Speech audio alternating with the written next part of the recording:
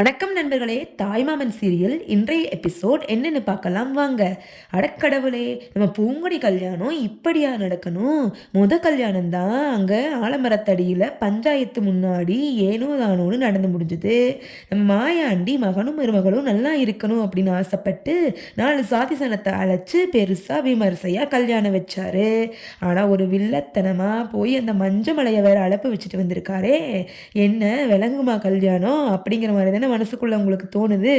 ஆமாங்க, அதே மாதிரி தான். அந்த மஞ்சமலை உள்ள வந்தாலும் கல்யாணம் கோலாகலமாக நடக்கணும்னு நினச்ச மாயாண்டி வீட்டில் இப்போ இளவு விழுந்த மாதிரி அங்கங்கே அழுகாட்சி சத்தம் தாங்க கேட்க போகுது.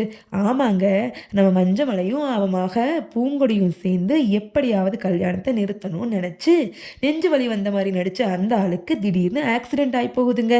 அதைத்தான் ஹாஸ்பிட்டல் கொண்டு போய் சேர்த்துறாங்க.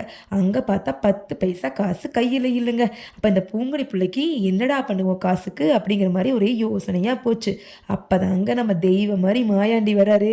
என்னம்மா, பணம் எவ்வளோ இருந்தாலும் நம்ம கட்டி நம்ம மாமே நம்ம சம்மந்தி நம்ம காப்பாற்றுவோம் அப்படின்னு சொல்லி எடுத்து உதவுறாருங்க. அப்போ தான் இந்த புள்ள மனசில் ஐயோ நம்ம மாமாவை தப்பாக நினச்சிட்டோமே அப்படின்னு ஒரு சின்ன நெருடல் வருதுங்க.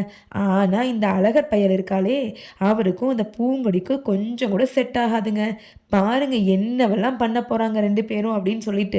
இதுக்கு நடுவில் இந்த உம்மனா மூஞ்சி நந்தினி வேற உட்காந்து அழுதுகிட்டே கிடக்குது. என்ன நடக்கும்னு வேற தெரியல.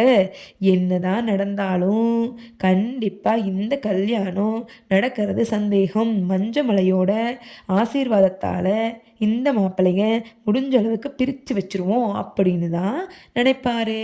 ஆனால் நம்ம மாயாண்டி விடுவாரா? கண்டிப்பாக விட மாட்டாருங்க.